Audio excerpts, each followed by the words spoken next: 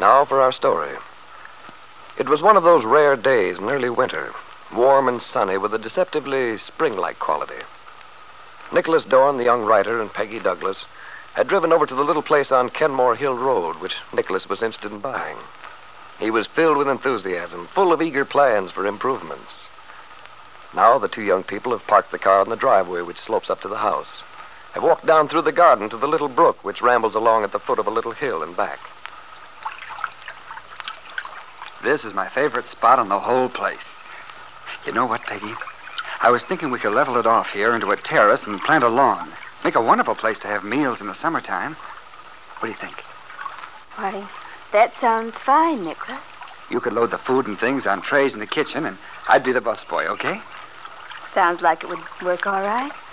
Oh, and I had another idea. A little whimsical, but I think it would be a lot of fun. Hear that sound? What sound? The brook. The babbling brook, you know. Oh, I didn't know quite what you meant, Nick. Yes, it's a pleasant sound. Sure you like it? Yes, I like it. What on earth? Well, it's a very important point. You see, I was thinking of piping it into the house. Piping? You mean the brook? Oh, not the brook itself, just the sound. We could put an amplifier out here and pipe the sound into the house. How does the idea strike you? Well, Nicholas, maybe I'm a bit old-fashioned, but I never heard of such a thing. Oh, Peggy. You know, I may be somewhat impractical, but I'm not entirely mad. Well, that's a comfort. I was only... Peggy, you're so serious today. Am I? Yes, you seem so far away. I'm sorry, Nicholas. It's just that... Something bothering you? No, not exactly. Peggy, I don't want to pry, but I wish you'd tell me.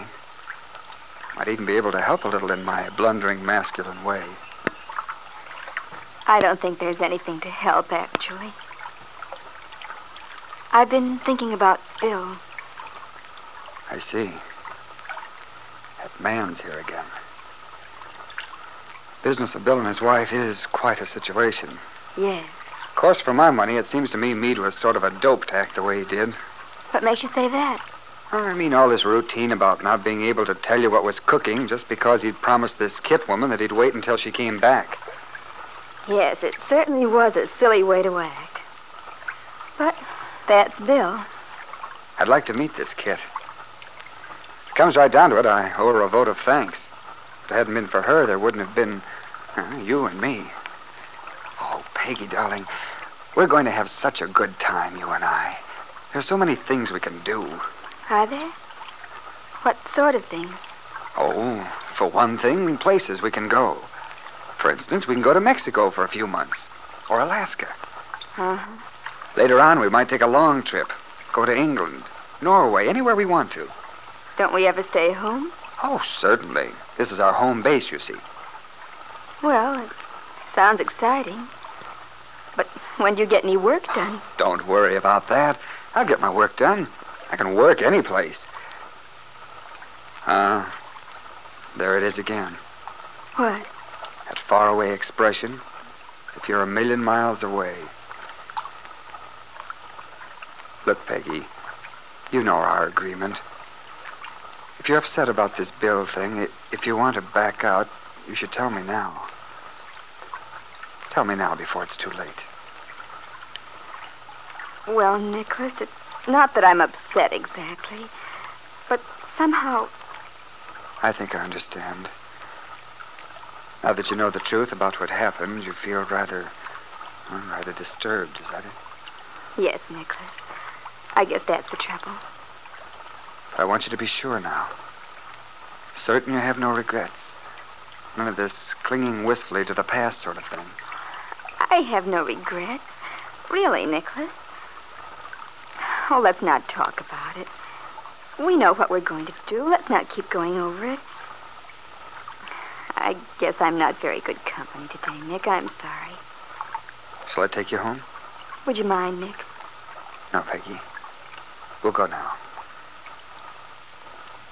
Peggy Douglas looked up at Nicholas Dorn gratefully with a shy, tremulous little smile.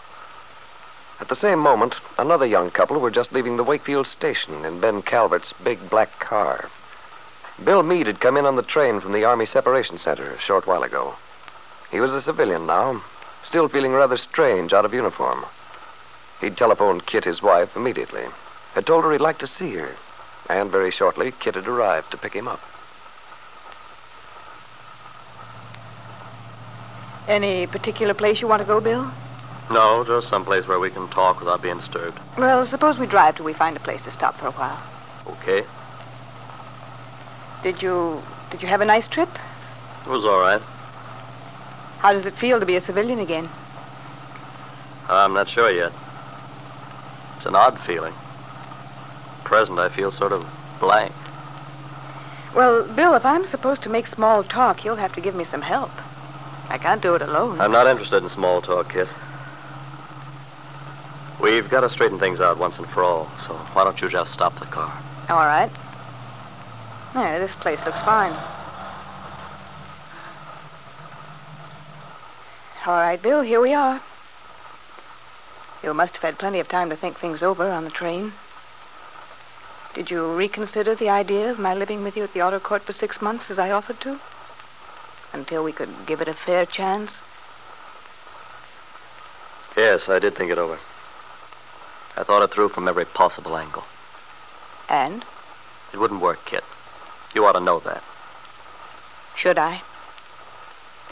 Well, perhaps I overestimated your capacity for ordinary decent feelings. I had an idea, a foolish hope, I guess, that the fact that you're a father, have a son, might bring you to your senses. But obviously I was wrong. I might as well not have given you a son. I wish to heaven I hadn't. Oh, Kit, you don't mean that. Oh, yes, I do. But he's your child, too. Oh, you can't mean it. You frequently don't recognize the truth when you hear it. This isn't the first time.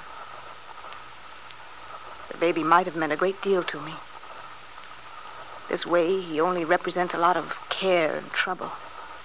And a very bitter disappointment. Well, I can't tell you how sorry I am that you feel that way, Kit. But it doesn't change things. Our staying together would only make things worse. For the child, too. Well, if that's your decision, what do you intend to do? A divorce is the only thing, Kit. Naturally, you should file the papers. I don't want you to be embarrassed or hurt. That's awfully white of you, isn't it? All of a sudden, this tender consideration. But it doesn't deceive me this time, because now I know better. What do you mean? I mean that you've been dishonest with me, Bill. Oh, I was such a fool. Believing you were honest, on the level, believing what you told me about Peggy Douglas while I was gone, that you kept your word. But I did keep my word. You and your romantic notions about Peggy. Sweet, pure little Peggy Douglas. Love in a vine-covered cottage. Well, you're going to find out it won't work. You're out of luck this time, my friend. Oh, Kit, let's not make this ugly and sordid. Oh, by all means, keep things jolly and pleasant on the surface. That's your method, isn't it, Bill? Kit, you're not yourself. You ought to know from this that the situation can't continue. No, you're wrong. I am myself. And you're going to be a lot more shocked than you are now before this is over. Because, Bill, I'm not going to give you a divorce. And there's nothing you can do about it. Well, it's too bad you want it to be this way, Kit. I had hoped we might get through the whole painful business without too much grief. But regardless, there is going to be a divorce. How can there be if I refuse? If you refuse, Kit, I'm going to get one myself. Kit Meade knew that Bill meant what he said. This possibility hadn't occurred to her, nor had it occurred to Ben Calvert, her father. They'd been so sure Bill Meade was too much of a gentleman to sue Ben Calvert's daughter for divorce, to expose her to the ridicule of the town. No, certainly they hadn't counted on this.